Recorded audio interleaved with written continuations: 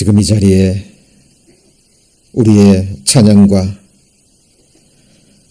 또 우리의 예배와 우리의 기도를 들으시는 우리 하나님이 이 자리에 임재 계심을 저희를 알고 있습니다. 그 십자가, 그 중한 고난과 죽음, 그 해산의 고통으로 우리를 거듭나게 하셔서 이제 다시는 사망에 이르지 아니하는 새 생명, 이제는 그 누구도 앗아갈 수 없는 그 부활의 생명을 주셔서 이 세상을 넉넉히 이겨가며 또 주님과 함께 이 복된 신앙의 삶 또 함께 할 수 있도록 은혜 허락하심을 진심으로 감사드립니다. 하나님이 약속해 주신 그 나라, 우리 주님이 다스리시는 그 나라, 우리 마음에 허락해 주셨고 이미 시작되었고 그 나라가 완성되어 가고 있습니다. 거기에 우리의 믿음과 우리의 작은 동역이 또 함께 하기를 이 시간 간구드립니다. 우리가 받은 그 사랑으로, 우리가 받은 그 섬김과 그 용서함으로 저희들 서로 사랑하며 서로 섬기며 용서하며 우리에게 허락하신 이 귀한 복음, 주님 오시는 그날까지 전하기를 원합니다. 다음 주 수요일부터 있을 성경 강연에 시간 기도합니다.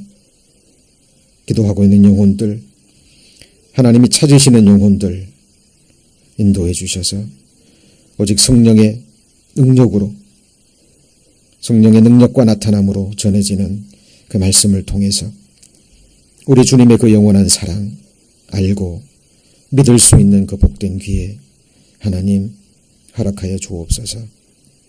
이를 위해서 먼저 자녀된 주의 자녀들 더욱더 주 안에서 하나됨을 지키게 하셔서 함께 기도하고 함께 수고하는 가운데 주님 허락하신 그 영생의 열매, 기쁨의 열매 주님께 드려질 수 있도록 우리를 귀하게 사용하여 주옵소서. 오늘 말씀이 증거될 때 낮고 겸손한 마음으로 하나님의 말씀으로 받을 수 있는 그 마음 예배시켜 주시고 또 전하는 자의 마음과 생각과 입술 주 성령님께서 주장하여 주셔서 사람의 허탄한 말은 가리워 주시고 오직 하나님의 말씀만이 증거되는 은혜의 시간 되게 역사하여 주옵소서. 한 시간을 주께 의지하며 저를 사랑하시는 예수님 이름으로 기도드립니다. 아멘. 예, 오늘 해피 마더스 데이입니다. 예, 축하드리고요. 우리 사람이 사람에게 줄 수 있는 가장 큰 사랑이 바로 자식을 향한 어머니의 사랑이 아닌가 싶습니다. 그런데 자식을 향한 어머니의 사랑과 비교할 수 없는 또 하나의 사랑이 있죠. 바로 우리가 받은 바로 십자가의 사랑, 그 독생자를 죽는데 내어주기까지 우리를 사랑하신 바로 하나님의 사랑입니다. 이사야 49장에 보면 그런 내용이 있죠. 이스라엘 백성들이 하나님 앞에 범죄함으로 하나님께서 고난을 허락하십니다. 그런데 그 고난이 너무 극심하다 보니까 이스라엘이 이르기를, 시온이 이르기를 하나님이 우리를 이제 잊으셨구나. 이제 하나님이 우리를 버리셨구나. 기도해도 그 응답이 더디 오니까 이제 하나님이 우리를 버리셨다라고 하나님을 원망하고 불평하는 이스라엘 백성들의 그 음성을 하나님이 들으십니다. 그리고 하나님이 그 백성들에게 뭐라고 얘기하시나요? 예, 이렇게 얘기하시죠. 여인이 그 젖먹이를 어찌 잊겠느냐. 어미가 자기 태에서 난 아들을 어찌 긍휼히 여기지 않겠느냐.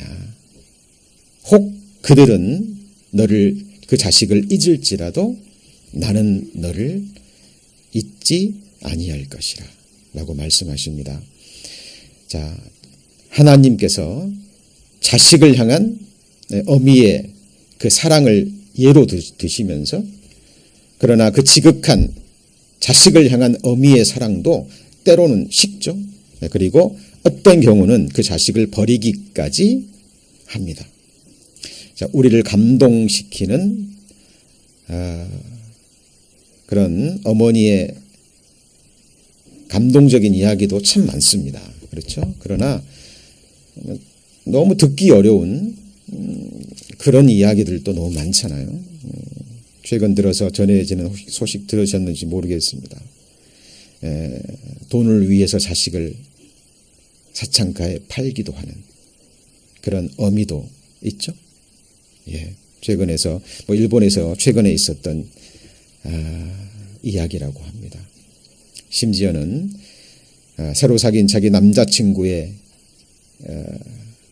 아이를 얻기 위해서 자기는 임신하지 못하는 여인인가 봐요. 그런데 새로 사귄 남자친구의 아이를 갖고 싶어서 자기 딸에게 바로 남자친구가 정말 못된 짓을 해서 자식을 임신시키는 그런 너무나 듣기에도 역겹고 너무나 힘든 그런 이야기들이 이 세상에 전해지고 있습니다.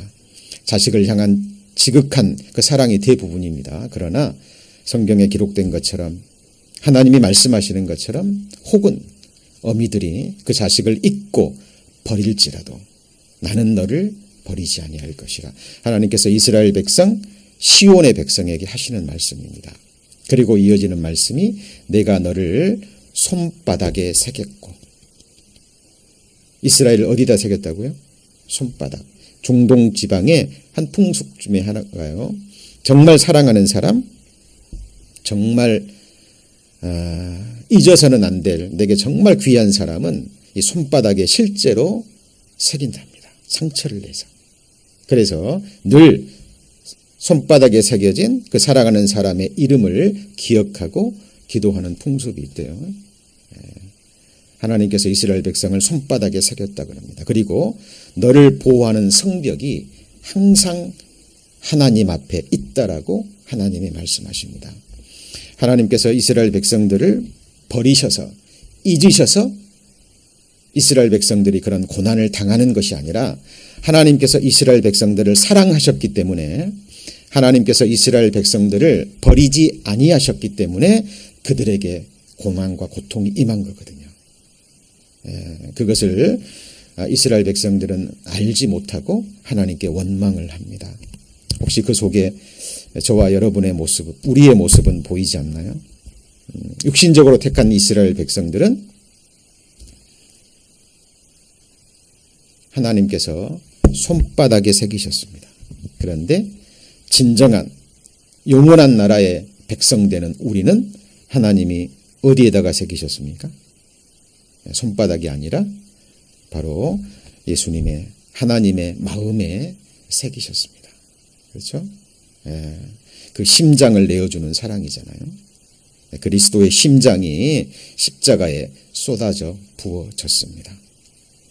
그래서 저희들 이 세상에 살아가는 동안에 부모의 사랑, 또 이성 간의 사랑, 또 형제 간의 사랑, 많은 사랑들이 있습니다만은 그 모든 사랑을 주신 최고의 사랑, 바로 하나님의 사랑, 독생자를 내어주신 그 십자가의 그 사랑, 항상 저희를 잊지 않고요. 하나님 앞에 저희들 신앙생활 계속 이어졌으면 좋겠습니다. 저희들 마태복음을 계속 배워가고 있지만 다음 주 수요일부터 저희들 예정된 하나님의 복음의 말씀이 선포되는 주간이기 때문에 오늘은 이제 읽은 데살로니가전서 5장 1절로 6절까지의 말씀을 본문으로 해서 그날이라는 주제로 이렇게 함께 말씀을 나누면서 저희들 다음 주 집회를 준비하는 그런 시간을 갖고자 합니다. 오늘 읽은 본문 중에 1절에 보시면 형제들아 때와 시기에 관하여는 너희에게 쓸 것이 없으면 2절 처음에 뭐라고 나와 있죠? 주의 날입니다. 예, 주의 날. 바로 주님의 날. 바로 성경 곳곳에 구약 성경과 신약 성경 곳곳에 이 주의 날이요. 바로 그 날이라고 기록되어 있습니다. 잠언 15장 31절에 보면 그런 말씀이 있죠. 생명의 경계를 듣는 귀는 지혜자 가운데 있느니라. 자, 생명의 경계가 무엇일까요? 바로 생명과 관계된 경고와 훈계와 교훈의 말씀이라는 겁니다. 예수님이 말씀하셨잖아요. 네가 천하를 얻을지라도 내 목숨을 잃어버리면 무슨 소용이 있겠느냐. 그죠? 이 세상에서 가장 귀한 것이 있다면 천하고 무엇보다 바꿀 것이 없는 귀한 것이 있다면 바로 나라는 존재와 함께 하나님이 내게 주신 생명일 것입니다. 그렇죠? 이 세상 모든 재물, 모든 권세, 모든 즐거움 다 줄 테니까 오늘 네 목숨을 달라 하면 줄 수 있는 그런 사람이 누가 있을까요? 그런 바보는 없을 겁니다. 가장 귀한 것이 바로 사람의 목숨이에요. 그런데 이 목숨, 이 생명이 성경에 두 종류의 생명이 나오잖아요. 첫 번째는 지금 우리가 육신을 입고 잠시 살아가는 이 땅에서의 7, 80의 생명, 목숨입니다. 자, 욥기서 5장에 보면 하루살이에게라도 눌려 죽을 인생이냐 그런 말씀이 있잖아요. 이 육신의 생명은 야고보서에 기록된 대로 정말 잠깐 있다가 사라지는 안개와 같은 생명입니다. 그렇죠? 바이러스 하나만 잘못 들어도요, 모기 하나에만 잘못 물려도, 작은 상처에도요 잃어버릴 수 있는 이 잠시 있다가 사라지는 한 송이의 풀꽃처럼 그것이 바로 육신의 생명입니다. 그런데 성경에는 바로 영원한 생명이 나옵니다. 영원한 생명. 누구도 앗아갈 수 없고 다시는 사망에 이르지 아니하는 생명이 있거든요. 성경 곳곳에는 이 영원한 생명과 관계된 하나님이 우리에게 주시는 경고와 책망과 그리고 훈계의 말씀이 있다라는 사실입니다. 오늘 전해지는 말씀과 그리고 다음 주 5일에 걸쳐서 전해지는 말씀은 바로 하나님께서 우리의 모든 생명을 주관하시는 생명의 원천 되시는 하나님께서 지으신 모든 인생들에게 주시는 바로 책망과 경고와 훈계의 말씀이라는 사실입니다. 그런데 성경은 기록합니다. 그 길을 가진 사람이 많지 않다라고 얘기를 해요. 생명의 경계를 들을 수 있는 귀는 지혜자 가운데 있는데 하나님 보실 때 그 지혜자는 항상 극소수였습니다. 잘 생각해 보십시오. 자, 우리는 지금 이렇게 살아가고 있습니다. 그렇죠? 근데 언젠가 반드시 죽잖아요. 우리 그리스도인들에게 중요한 세 가지 날이 있다고 그러죠. 첫 번째 날이 뭡니까? 이 세상에 태어난 날. 맞죠? 그리고 또 하나의 날은 골로새서 1장 6절에 기록된 대로 하나님의 복음이 우리에게 이름에 우리가 듣고 그 다음에 뭐예요? 하나님의 은혜를 깨달은 날. 우리가 거듭난 날이죠. 십자가의 사랑을 깨닫고 자, 우리가 하나님의 자녀로 거듭난 그날 중요합니다. 그런데 정말 중요한 세 번째 날이 있습니다. 그 날이 어떤 날이죠? 바로 이 땅에서 우리의 생명이 끝나는 날. 개인적으로는 죽는 날이고요. 그리고 역사적으로 보면 성경에서 가장 중요한 주의 날, 여호와의 날이라고 그랬잖아요. 예수님 바로 어떤 날이죠? 재림하시는 바로 그 날입니다. 오늘 말씀에 주의 날이 밤에 도적같이 이룰 줄 너희가 너희 자신이 자세히 알미라 그랬죠. 이 날은 잉태된 너희에게 해산 고통이 반드시 오잖아요. 그렇죠? 잉태했다면 그 해산의 고통이 반드시 옵니다. 그래서 모든 인생들이 결코 피할 수 없는 이 날을 향해서 나아가고 있는 거예요. 특히 요즘 그런 생각을 많이 해봅니다. 하나님을 찾지 않는 사람들, 하나님을 구하지 않는 사람들, 하나님을 인격적으로 만나고요. 하나님 만날 준비를 하지 않는 사람들이 사실 얼마나 담대한가. 얼마나 담대한가. 잠시 후면 이 땅에서의 목숨이 끝날 것이고요. 그리고 자기를 지으신 창조주 앞에, 심판대 앞에 설 것이 너무나 분명한데 그 날을 생각지 아니하고 그 날을 준비하지 아니하는 이 세상 사람들의 담대함을 생각해 봅니다. 정말 이 날 저희들 잠시 후면 각 개인에게 닥칩니다. 그렇죠? 이 날을 저희를 준비해야 될 거예요. 이 세상에서도요. 자기에게 다가올 이 땅에서의 미래, 이 땅에서의 장래를 예측하고 그리고 준비하는 사람을 현자라고 얘기합니다. 지혜로운 자죠. 그래서 실제로 이 세상에서 다가올 미래를 예측하고요. 준비하는 사람들이 세상의 재물과 그리고 권세와 그리고 힘과 영광을 얻는 것도 사실입니다. 제가 교직에 약 10년 넘게 좀 있었는데요. 공부를 잘하는, 그것도 꾸준히 잘하는, 기복 없이 잘하는 아이들의 공통점이 하나 있는데요. 그게 뭐냐면 철이 들었다는 거예요. 철이. 다른 말로 하면 자기의 미래를 생각할 줄 아는 아이들. 내가 지금 이렇게 생각하고 이렇게 행동하면 잠시 후에 나라는 인생에게 어떤 일이 닥칠지 생각하고 준비하는 아이들이요. 공부합니다. 실제로. 개인적으로 상담을 해보고 보잖아요. 그러면 그런 아이들이 꾸준하게 공부합니다. 지혜롭죠? 학창시절에 자기의 미래를 예비하는 것 지혜롭습니다. 그리고 젊은 시절에 힘이 있을 때 노후를 예비하는 것 지혜롭죠. 할 수 있다면 해야 되겠죠. 당연히. 그런데 그것과 비교할 수 없이 중요한 것이 있습니다. 그것은 바로 나를 지으신 창조주 하나님 앞에 서는 그 날입니다. 성경에 이것이 기록되어 있고요. 곳곳에 하나님께서 영원한 생명과 영원한 운명에 관계된 이런 경계의 말씀을 주셨는데 사탄 마귀 악한 영들은 이 날을 잊게 만듭니다. 여러 가지의 모습으로 잊게 만듭니다. 요즘 지혜로운 사람들, 돈 많은 사람들은요 그런다 그러죠. 핵전쟁이 일어날 것을 안답니다. 그래서 돈 많은 사람들은 그 캡슐, 핵전쟁이 일어났을 때 캡슐을 하시죠. 그래서 자기 앞마당, 뒷마당에 엄청난 돈을 들여서 묻어놓는다 그러죠.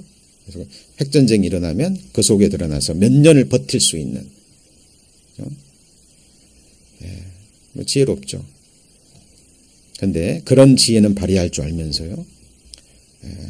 죽음 건너편에 자기를 지으신 창조주 하나님은 찾지 않고 그 하나님을 만나기를 예비하지는 않습니다. 성경 속에 바로 이 그날을 준비하는 하나님을 만나기를 준비하는 지혜에 관한 훈계 말씀들이 여러 가지로 기록되어 있는데요. 한번 찾아볼까요? 잠언입니다. 잠언 6장.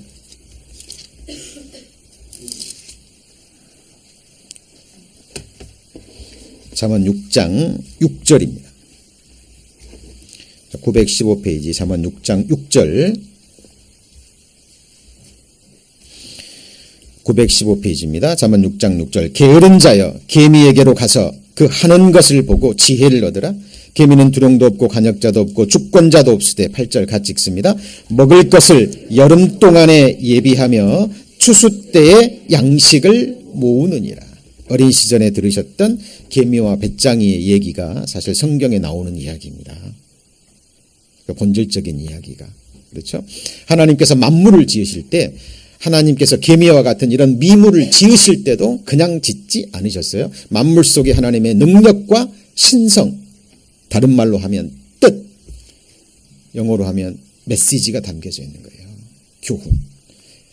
하나님께서 하나님의 형상대로 지음받은 인생들에게 한낱 미물에 불과한 개미에게로 가서 개미가 하는 것을 보고 지혜를 얻으라는 겁니다. 이 개미는 알거든요. 뭘 압니까? 눈보라치는 겨울, 양식을 구할 수 없는 겨울이 온다라는 것을 개미는 아는 거예요.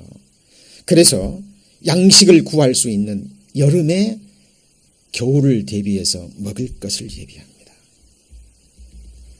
동일한 내용이 잠언 30장에도 나오죠. 땅에 작고도 지혜로운 것 4가지가 있는데 그중에 첫 번째가 바로 먹을 것을 여름에 예비하는 개미라고 잠언 30장에 기록되어 있습니다.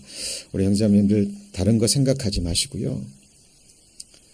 우리는 항상 기록된 말씀에 나를 비추어 보셔야 됩니다. 그죠? 기록된 말씀에 현재의 나의 삶, 일상의 구체적인 생활을 비추어 보셔야 돼요. 그죠? 정말 우리 개미처럼 개미는 육신에 먹을 것, 자기의 먹을 것을 예비합니다마는 정말 지혜로운 하나님의 자녀들은 잠시 후면 다가올 진짜 세상이 있잖아요. 아들들의 시대, 산자의 땅이 있습니다. 그 시대를 바라보고 정말 그 시대를 그 날을 하나님 앞에 준비하고 있는 나의 일상의 삶인지. 왜냐하면 매일 매순간 우리가 생각하고 행하고 계획하고 우리가 옮기는 모든 발걸음이요 바로 그날과 연관이 되거든요. 지금 이 순간도 마찬가지입니다. 주의 날 주님 앞에 예배하러 나왔고요. 기도하러 나왔고 하나님 말씀 배우기 위해서 나왔습니다. 그죠? 지금 하나님 말씀을 향한 내 마음의 중심을 하나님이 보시고 아시죠? 예. 그리고 이것이 바로 그날과 그날 이후에 영원한 운명과 연결된다라는 사실입니다. 우리의 삶은요, 지금이라는 시간이 모여서 된 거 아시죠? 오늘이라 일컫는 동안에 하나님을 찾지 않으면 내일은 없습니다. 오늘이라 일컫는 동안에 우리가 회개하지 않고 하나님과 올바른 관계를 맺지 않으면 내일은 없는 거예요. 예. 사탄 마귀 악한 영들이요 항상 가장 중요한 일에 게으르게 만듭니다. 그렇죠?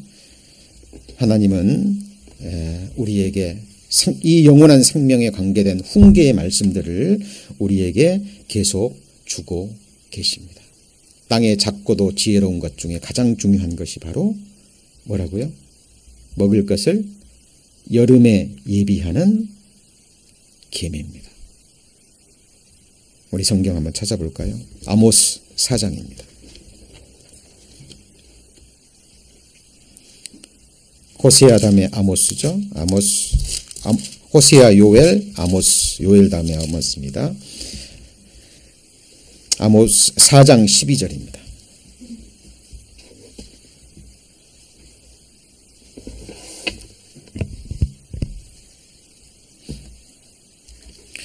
아모스 4장 12절. 자, 그러므로 이스라엘아, 내가 이와 같이 내게 행하리라. 내가 이것을 내게 행하리니, 같이 읽습니다. 이스라엘아, 내 하나님 만나기를 예비하라. 자, 하나님께서 이스라엘 백성들에게 너희가 이렇게 행하고 이렇게 행하면 내가 너희에게 이렇게 행하리라 라고 선지자들을 통해서 수없이 말씀하셨거든요. 네. 경계하셨습니다. 이거는 생명과 관계된 거잖아요. 생명과 사망과 복과 저주가 그들 앞에 있는 거예요. 하나님께서 보여주시고 너희는 너와 내 자손이 살기 위해서 생명을 택하라 라고 말씀하십니다. 생명을 택하지 않았을 경우에 내가 이렇게 행하겠다라고 말씀하시는데 이스라엘 백성들이 그 하나님의 말씀을 등 뒤로 던집니다. 듣지 않는 거예요. 동일한 말씀이 지금 이 세상 모든 사람들에게 전해지고 있는 겁니다. 하나님께서 내가 이렇게 행하겠다, 이렇게 행하겠다. 한 번 죽는 것은 사람에게 정하신 것이요. 그 후에는 뭐가 있죠? 심판이 있다라고 말하는데, 그리고 디모데후서 4장에도 산자와 죽은 자의 심판이 있다라고 얘기하잖아요. 우리는 거듭났어도 다시는 사망에 이르지 않은 영원한 생명을 가진 산자라 할지라도 그 산자도 그리스도의 심판대 앞에 섭니다. 그날은 정말 소망의 날이 되기도 하지만 산자에게도 정말 두려움의 날이 돼야 돼요. 지옥 가는 심판은 아니지만 거듭난 이후에 모든 시간이 쪼개져서 낱낱의 생각과 말과 우리의 언행이 그리스도 앞에 벌거벗은 것 같이 드러납니다. 지금 조금 억울한 일이 있으셔도요, 염려하지 않으셔도 돼요. 힘든 일이 있으셔도요, 슬픈 일이 있어도 다 드러납니다. 그런데 문제는 나 자신이라는 거예요. 하나님 앞에 서면 하나님은 다른 사람을 물어보지 않습니다. 다른 사람이 내게 어떻게 했는지. 가정에서도 남편과 아내가 있습니다. 남편이 내게 어떻게 했는지 물어보지 않아요. 그거는 남편이 하나님 앞에서 해결할 문제입니다. 아내가 하나님 앞에 해결할 문제가 있죠. 부모와 자식 간에 어떻게 해야 되는지 성경에 나와 있습니다. 육신의 형제들 간에, 성령 안에서 거듭난 주님의 자녀들 간에 어떻게 생각하고 어떻게 행해야 될지 성경에 자세히 나와 있거든요. 직장에서 상사와 부하 간에 어떻게 행해야 될지 성경은 얘기합니다. 사람에게 하듯 하지 말고, 그 다음 뭐라 그랬죠? 주께 하듯 하라. 그 엄중한 하나님 말씀 앞에 누가 자유로울 수 있을까요? 그 말씀 앞에 우리는 드러납니다.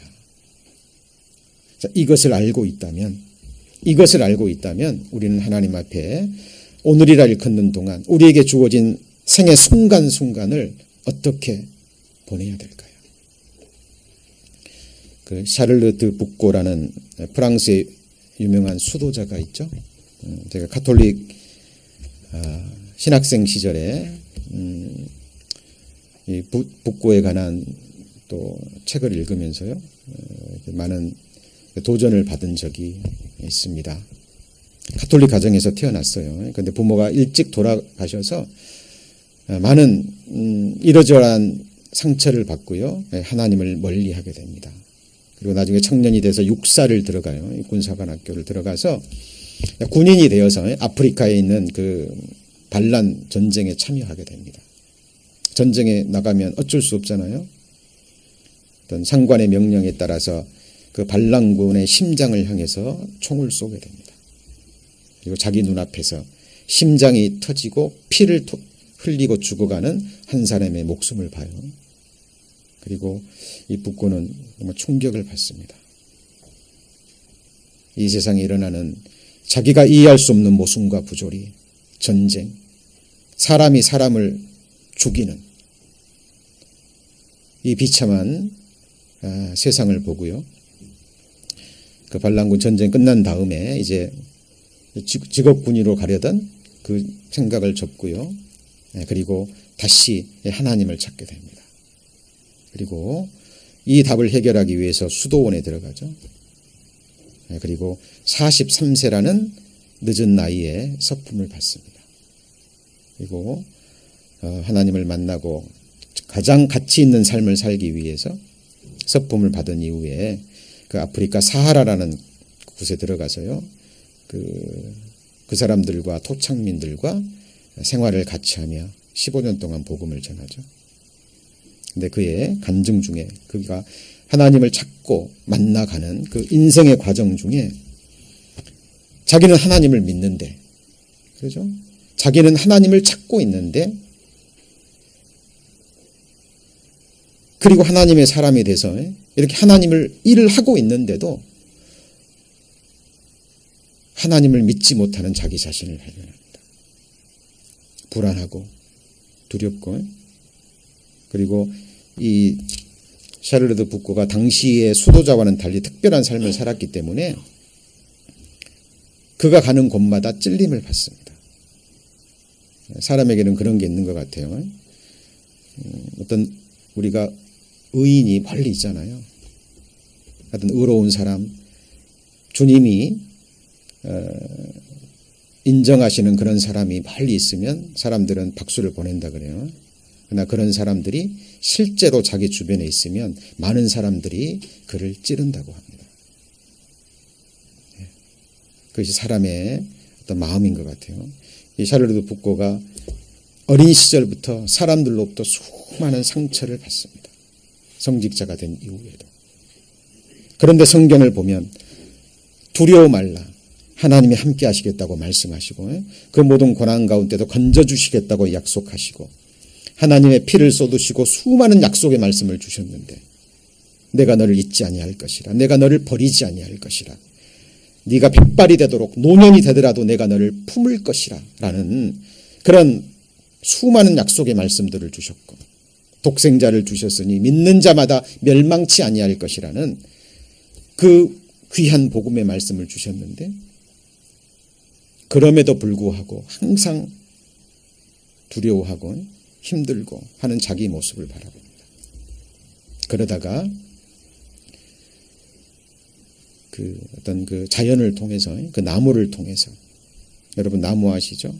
때가 되면 싹을 내고 잎을 내고 꽃을 피우고요. 열매를 내주고 나비와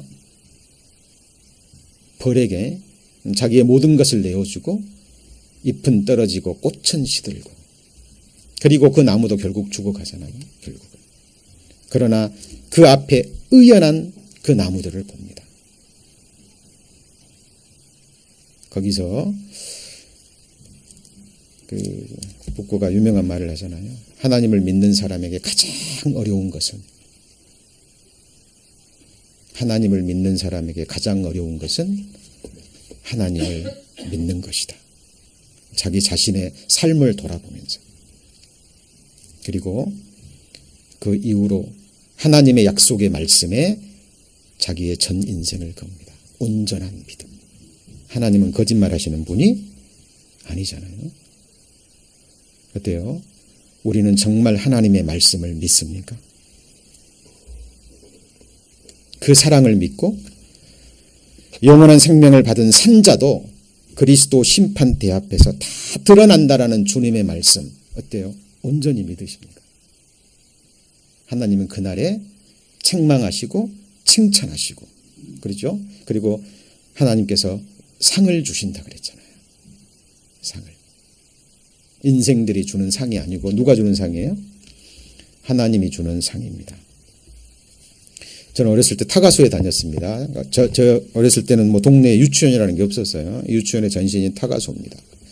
타가수에 가면 선생님, 그 유치원 선생님들이요. 항상 그 알사탕, 이만한 거 있잖아요. 눈깔 사탕이라 그러나요? 그런 사탕과 이렇게 뭐 학용품 같은 거, 연필 같은 거 이렇게 놔둡니다. 그리고요, 이렇게 착한 일을 하면 선한 일을 하고 어떤 규칙에 잘 지키고 뭐 숙제 같은 거 잘 해오면 그거 하나씩을 줘요. 상이죠. 근데 어린 마음에도요, 그 선생님의 칭찬을 받고 그 사탕 하나 얻어먹기 위해서 그 어린 마음에 선생님 눈에 잘 보이려고 했던 그 기억이 납니다. 초등학교 시절 저학년 때 기억나시나요? 숙제 잘하가면 선생님이 뭐 찍어주죠? 참 잘했어요. 토끼 그려진 거. 그거 하나 받으면 너무 좋잖아요. 근데 시간이 지납니다. 고학년이 돼요. 그게 아무것도 아니라는 걸 압니다. 그리고 중고등학교 가면요. 선생님께 안 맞으려고 하는 거죠. 숙제. 왜 그럴까요? 자기가 커지니까. 그렇게 되는 겁니다.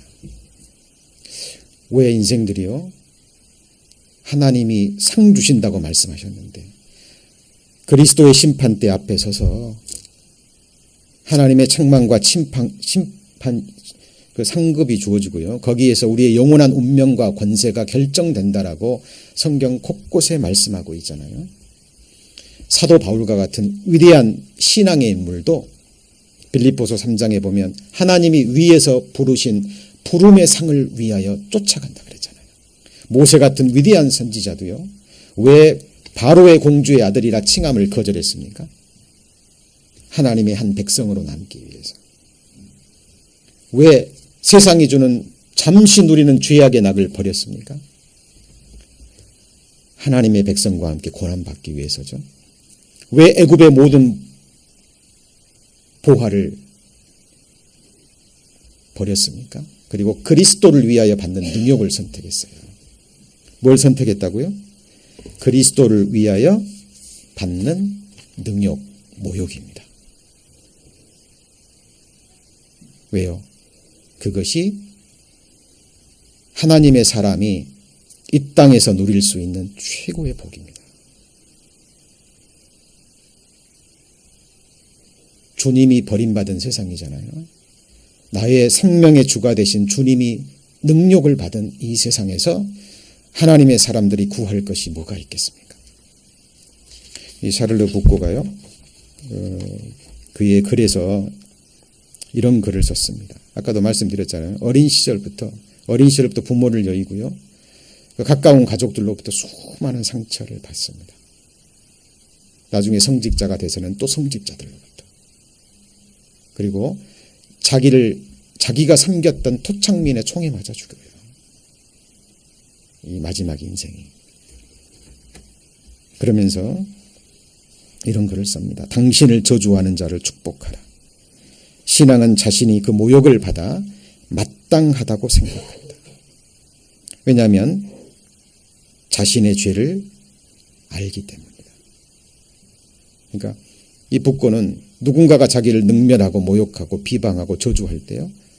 그것을 감사하게 여겼습니다. 처음에는 괴로웠거든요. 힘들었거든요. 그러다가 아까 말씀드렸던 것처럼 나무 하나조차도 하나님의 섭리 가운데 순종하고 의연하게 살아가는데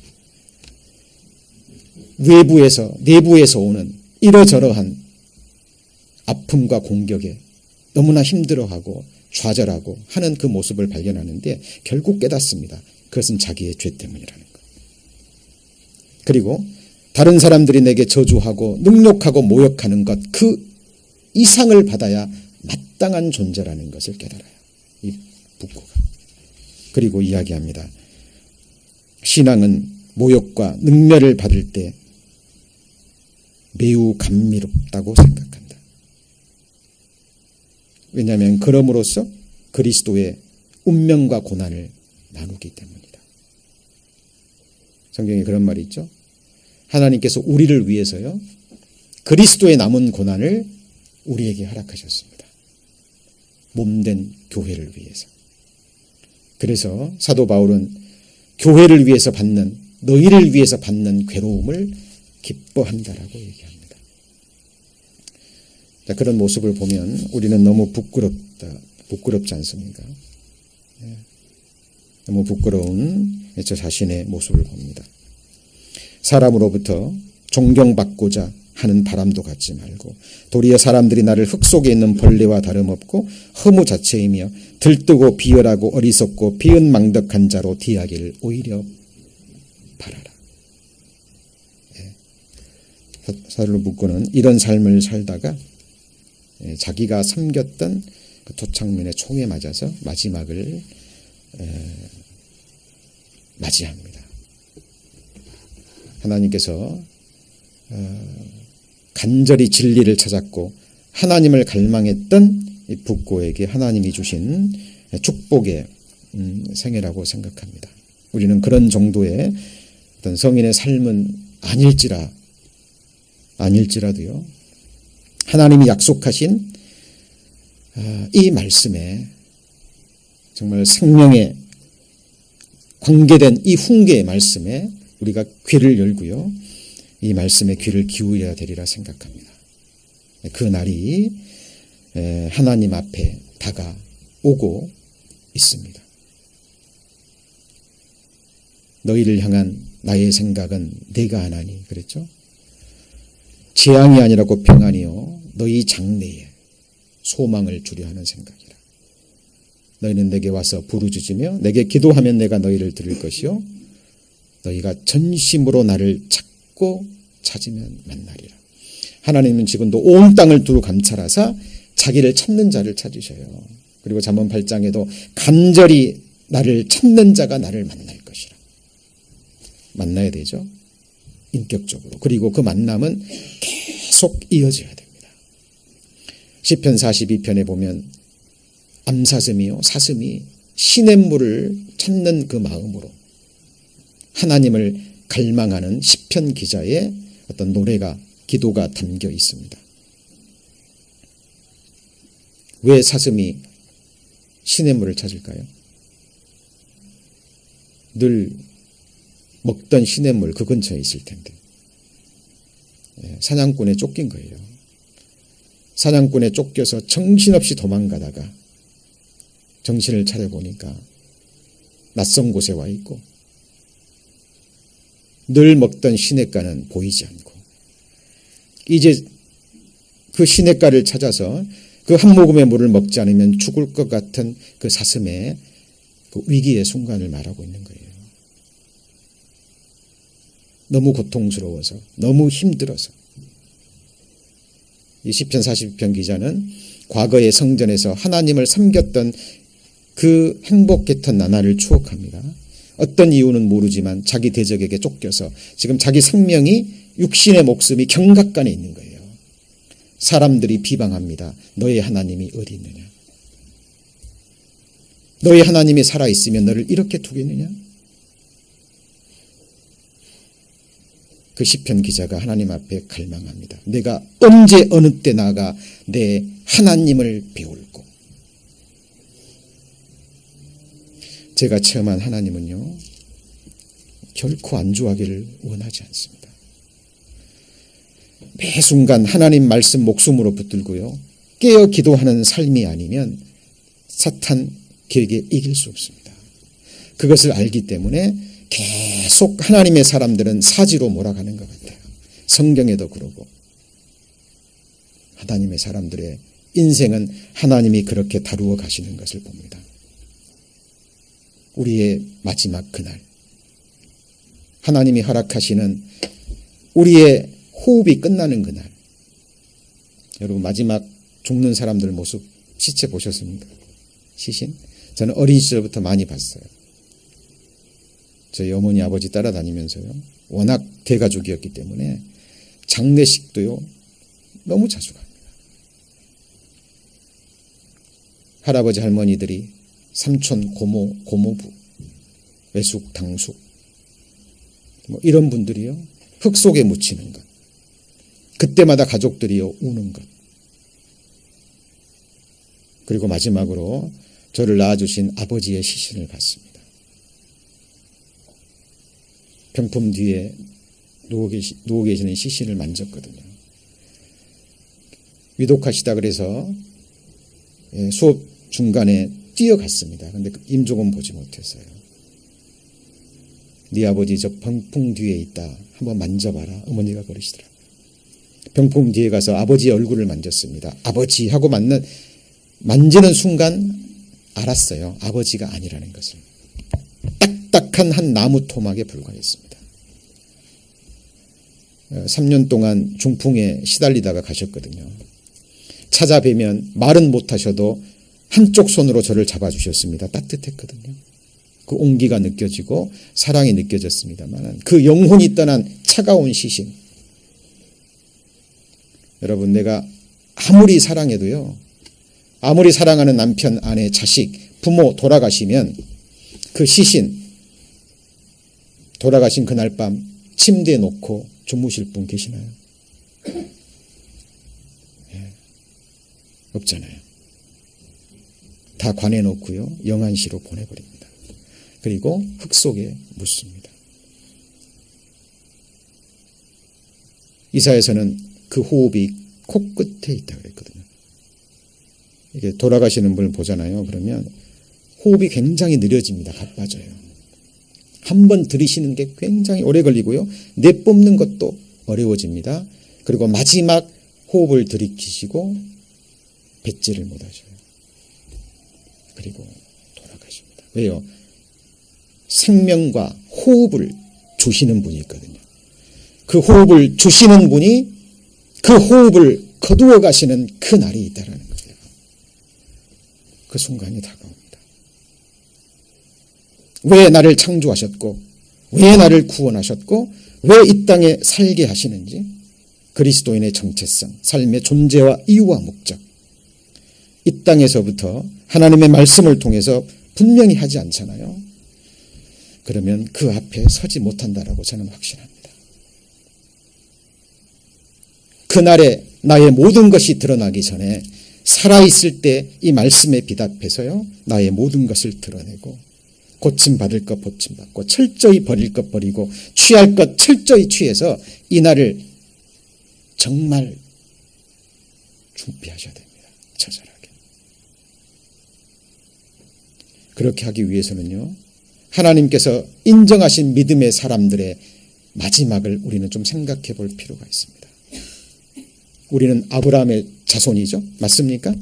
믿음으로 말미암은 자는 아브라함과 함께 복을 받는다 그랬죠. 우리가 그리스도께 속한 자면 아브라함의 후손이다. 성경은 선언합니다. 아브라함의 마지막이 어땠습니까?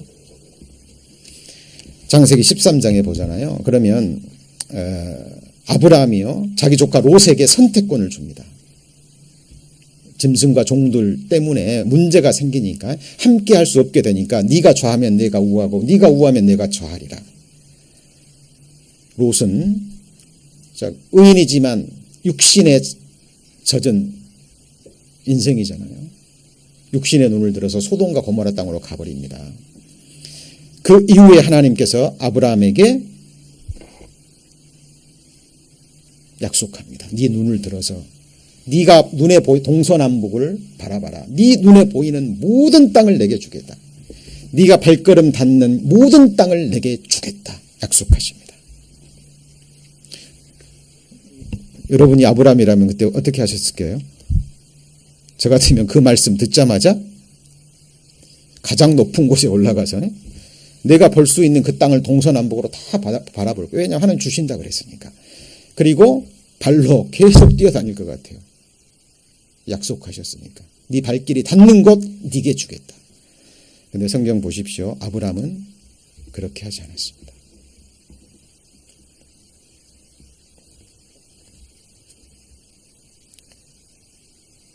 그 톨스토이인가요? 사람에게는 얼마만의 땅이 필요한가라는 그 단편집, 러시아 대문호 톨스토이 아시죠? 그가 지은 단편 소설에 그런 내용이 나옵니다.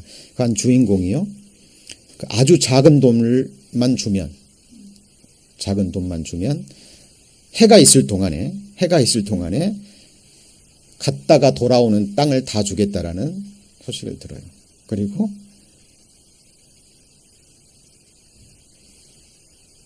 이제 달려가기 시작합니다.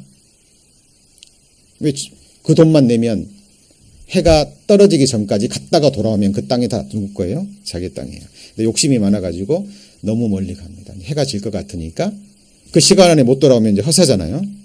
그러니까 죽도록 뛰어옵니다. 해가 지기 전에 도착했어요. 근데 도착하자마자 피를 토하고 죽습니다. 자기에게 필요한 땅은 뭐예요?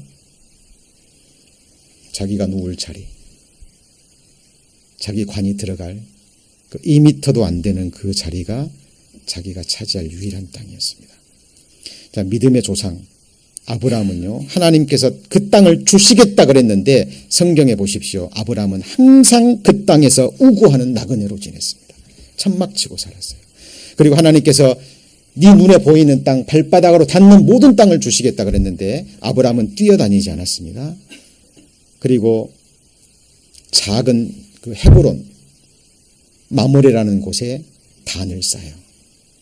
뭘 쌓는다고요? 단. 헤브론이라는 의미가 같이 보실까요? 교제의 자리. 마모레는 뜨거움이라는 의미입니다. 그러니까 아브라함에게 필요했던 것은 그 많은 땅을 주시겠다고 약속했지만 아브라함이 필요했던 땅은 바로 하나님께 제사드리고 하나님과 교제할 수 있는 바로 그 작은 자리가 필요했던 거예요. 단을 쌓습니다. 그리고 아브라함이 유일하게 돈 주고 산 땅이 있습니다.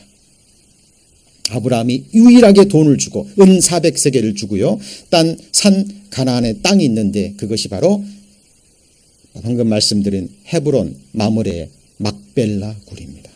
무슨 굴이에요? 막벨라 굴. 왜 샀어요? 왜 샀죠? 자기와 자기 아내와 자기 후손들의 같이 해보실까요? 매장지. 아브라함은 믿음의 조상입니다. 그 믿음의 후손들에게 이 아브라함은 특별한 유언을 남기지 않았습니다. 그런데 그 평생의 삶을 통해서 하나님이 주시겠다고 약속했는데 아브라함이 필요했던 땅은 단 하나, 하나님을 제사하기 위해서 예배하기 위해서 필요한 그 단의 자리, 그리고 유일하게 값주고 처음이자 마지막 자기 소유가 된 땅은 막벨라굴, 자기가 죽을 것을 알고요. 이 땅은 우고하는 것이라는 것을 알고 그 막벨라굴 하나만 소유합니다. 그리고 자기 사랑하는 사라를 거기에 묻고요. 자기 자식들이 거기에다가 자기를 묻고 이삭과 리브가가 그리고 야곱의 아내들이 거기에 묻힙니다. 이삭과 야곱은 자기 믿음의 조상 아브라함의 메시지를 그의 죽음으로 마지막 이 세상에서의 그날을 맞이하는 아브라함의 마음의 중심을 통해서 교훈을 받았던 거예요. 동일하게 다 우고하는 삶을 삽니다. 천막치고. 그들의 과정에서 때로는 이러저러한 불순종한 일도 있었지만 이 믿음의 조상들은 결국 믿음으로 돌아서서 하나님 앞에 자기의 믿음을 보입니다. 우리에게 이 세상에서 필요한 게 뭘까요?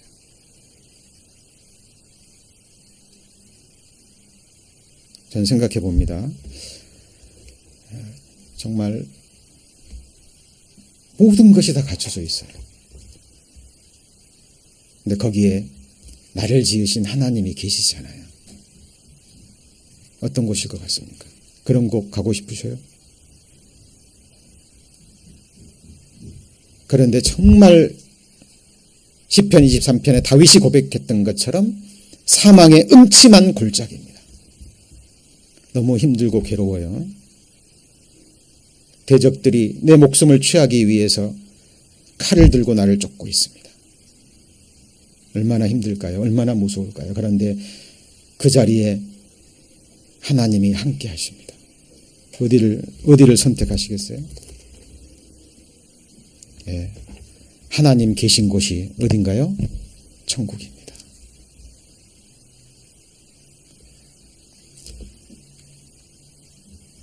믿음의 조상들은 하나님과의 그 뜨거운 교제의 자리, 그것만이 필요했고요.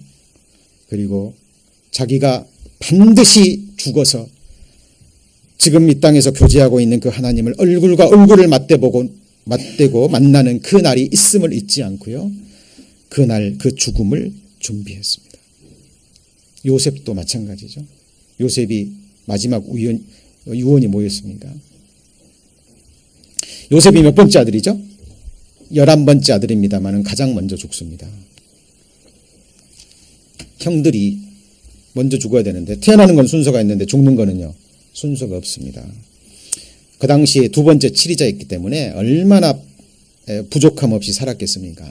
그런데 요셉이 먼저 죽습니다. 그리고 자기 형제들에게 유언을 남깁니다. 내가 죽거든 땅에 묵는데 해골이 되지 않겠습니까? 그런데 하나님께서 약속하신 대로 우리를 다시 가나안 땅으로 이끌어 가시거든. 그때 내 해골을 꺼내서 내 해골을 가나안 땅으로 데려가서 거기서 묻어달라고 유언을 남깁니다.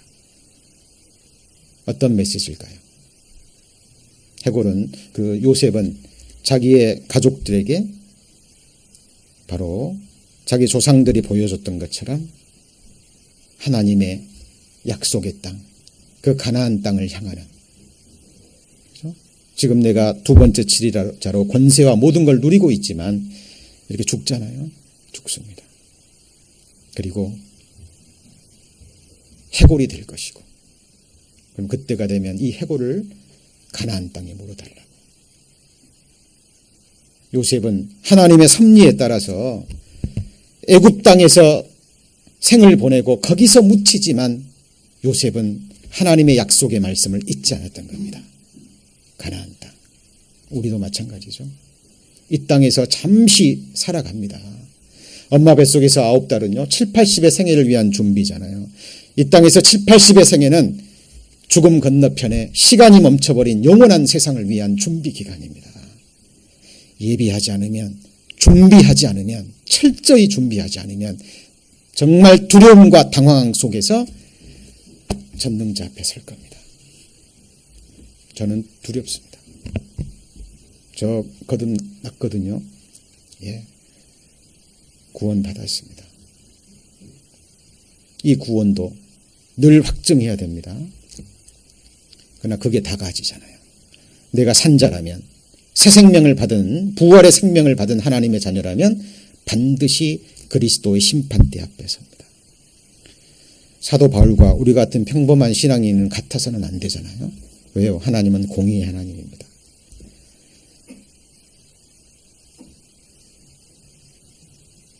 그날이 다가오고 있습니다. 그날을 준비하지 않잖아요. 하나님은 하나님 만나기를 예비하라 그랬는데 그날을 준비하지 않으면 어떻게 될까요? 몇 가지 경우가 있는데 첫 번째가 누가복음 16장에 나오는 한 부자입니다. 믿지 않는 사람, 찾지 않는 사람, 호화로운 좋은 옷을 입고 날마다 호화로이 연락하다가 어느 날 갑자기 죽어서 깨어났습니다. 깨어난 것이 어디였죠? 지옥입니다. 믿지 않는 사람들은 아예 찾지도 않으니까 당연한 겁니다. 그런데 두려운 경우가 있죠. 마태복음 7장과 아모스서 5장에 나오는 이야기입니다. 거짓 선지자, 주의 이름으로 선지자 노릇하고 말씀 전하고 귀신도 쫓아내고 능력도 행했습니다. 그래서 주님 앞에 기쁨으로 설 것이라고 생각했는데 하나님 앞에 딱 서니까 나는 너를 도무지 알지 못하노라. 준비를 잘못했죠. 하나님을 오해하고 성경을 오해했습니다. 아모스서 5장에 보면요, 여호와의 날을 사모해요. 뭘 사모해요? 여호와의 날. 1차적으로는 이스라엘 백성들입니다. 그들이 잘못된 영적 교만에 사로잡혔거든요. 지금 이 민족의 침략을 받고 괴롭습니다. 힘들어요. 그런데 성경에 여호와의 날이 나오거든요. 그래, 여호와의 날이 되면, 주님이 오시면, 하나님이 오시면 하나님의 백성은, 우리는 구원받고 이방인들, 우리를 괴롭히는 저 이방인들은 멸망에 처할 것이다라는 잘못된 생각을 가지고 여호와의 날을 사모합니다. 영적 교만이죠. 잘못된 선민의식. 그 이스라엘 백성들을 향해서 너희가 어찌하여 여호와의 날을 사모하느냐. 그 날은 빛이 아니라 어두움이라. 내가 가는 날, 아무리 너희가 내 백성이라도 멸망의 날이거늘 왜 나를 기다리느냐 그 말이에요.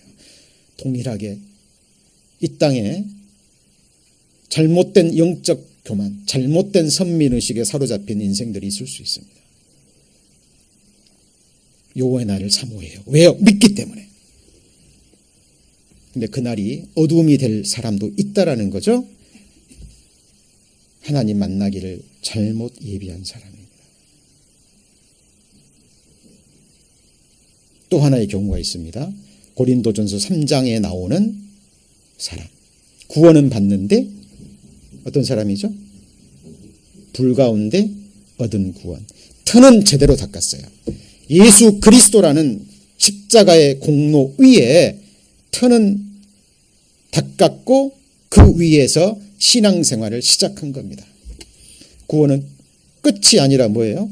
시작이거든요. 거룩한 믿음 위에 자기를 건축하고. 왜? 내가 성전이잖아요. 기억하셔야 됩니다. 이 몸은 누구의 성전이에요? 하나님의 거룩한 성전입니다. 그래서 거룩하고 깨끗해야 돼요. 우리가 거룩해야 되는 이유입니다. 하나님은 손으로 만든 전에 거하지 않으셔요. 어디 거하실까요? 하나님을 알고 사랑하고 섬기기를 원하는 그리스도인의 심령, 그 심령이 있는 육체 가운데 성전 삼으셨습니다. 진짜 성전입니다. 그죠? 그래서 우리는 항상 거룩해야 돼요. 하나님 말씀에 정확하게 기준을 삼아야 됩니다. 그죠? 온갖 영육 간의 더러운 것으로부터 우리를 구분해야 돼요. 예. 왜냐하면 우리가 그 하나님 앞에 성전입니다. 그런데 고린도전서 3장에 보면 기초 위에 세웠는데 잘못 세운 거예요. 풀이나 나무나 짚으로 세웠습니다. 그때 뭐라고 말씀하신 줄 아세요? 같이 해보실까요? 그날이. 오늘 말씀의 주제가 뭐죠? 그 날입니다. 고린도전서 3장 한번 보시죠.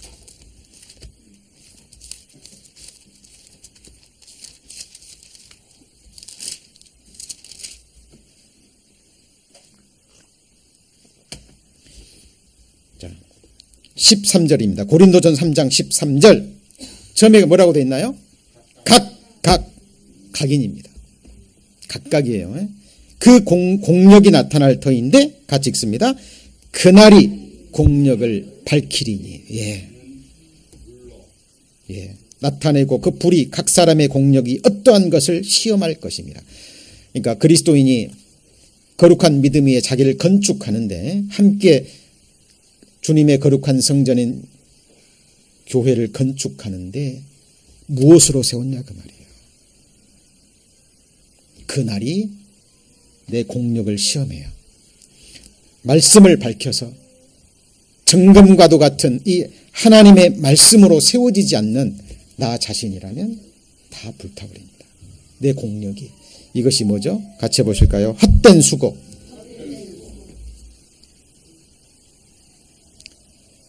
그리스도라는 터 위에 세웠기 때문에 구원은 받되 불 가운데서 얻은 것 같은 하나님으로부터 칭찬과 영광은 받지 못하는 하나님 앞에 상이 없는 부끄러운 구원이 되는 거예요. 왜요? 그날을 준비하지 않았기 때문에. 여러분 천국 가도 내가 갑니다. 지옥 가도 누가 가요? 내가 갑니다. 죽음 건너갈 때 여러분 따라갈 사람 있나요? 시간의 흐름 속에 다 떠납니다. 제 8남매 막내로서요, 참 많은 사랑을 받고 컸습니다. 예.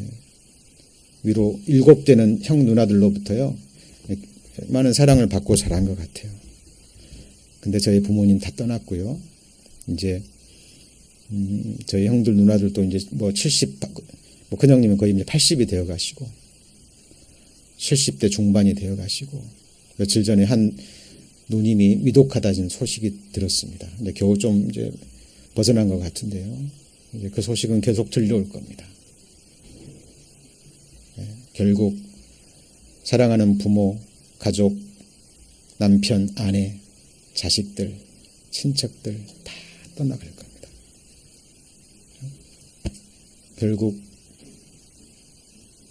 우리는 나를 지으신 하나님 앞에 1대1로 설 거예요. 정말 이 날은 우리의 최대의 소망의 날이 되어야 될 뿐만 아니라 가장 두려운 날이 되기도 해야 됩니다. 소망과 두려움. 이 날이 다가오고 있습니다.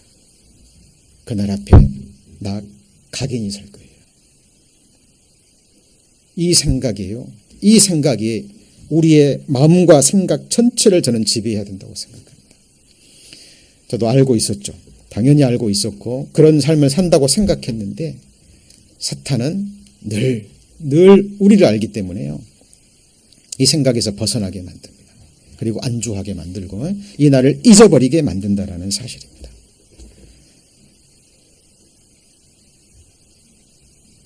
다음 주 수요일부터 5일간 하나님의 말씀이 선포가 됩니다.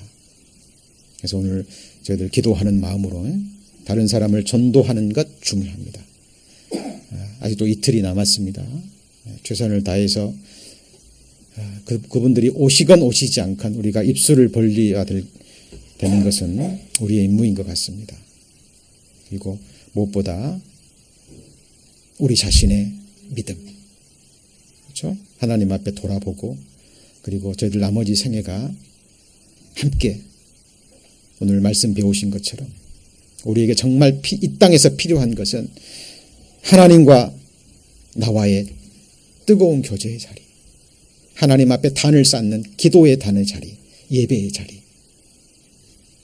그리고 하나님의 말씀을 듣고요, 그 말씀 안에서 서로 사랑하고 교제하는 우리의 교제의 자리 중요하죠. 그리고 필요한 것은 우리의 매장지입니다. 그리고 우리가 정말 가져가야 될 것, 성경에 기록된 것처럼 나의 소유는 이것이니, 그 다음 뭐죠? 내가 주의 법도를 지킨 것입니다. 로마서에 보면요, 각인이 무릎을 꿇습니다. 그리고 각 사람이 그 입으로 고백해요. 우리는 그 자리에서 다른 사람 얘기할 수 있나요, 없나요? 누가 내게 이렇게 했어요? 누가 내게 이렇게 했어요? 그 말 절대 못합니다. 각인이 자기 일을 자기 입으로 짓고 해요. 선한 자, 산자나 죽은 자나. 그리고 하나님은 심판하실 때 오랜 시간이 필요 없습니다. 왜요? 이미 다 아셨고 이미 다 셈이 끝나셨거든요. 하나님의 셈이 있습니다. 지금도 이루어지고 있고, 하나님은 그날 이름과 동시에 가장 짧은 순간에 이 심판이 이루어질 겁니다. 그날이 다가오고 있습니다. 이 날을 준비하시고요. 그리고 세상 사람들에게 이 날을 전해야 됩니다. 노아가 이 날을 전했죠. 하나님의 심판의 날을 듣고 전했지만 노아 시대 사람들은 8명 외에는 듣지 않았습니다. 롯이 하나님의 심판의 날을 정했지만 아무도 듣지 않았습니다. 하나님의 말씀을 믿고요, 정말 철저히 오늘이라를 걷는 동안에 그 누구도 아닌 나 자신을 준비하고, 그러는 가운데 서로 저희들 하나님 앞에 흠없이 서로를 세우는 일, 그것이 우리의 신앙생활이잖아요. 그죠?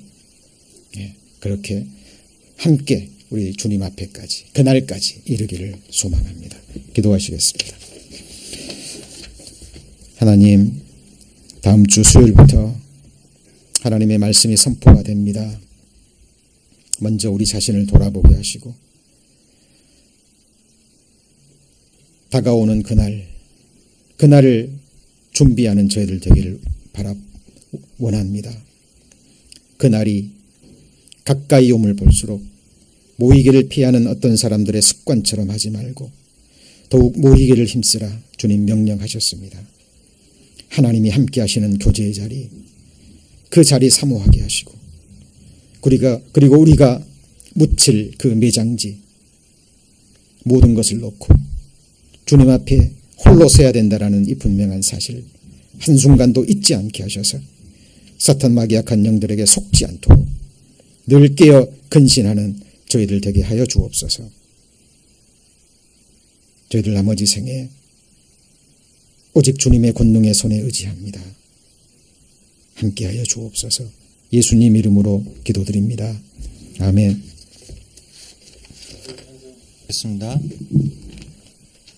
찬송가 168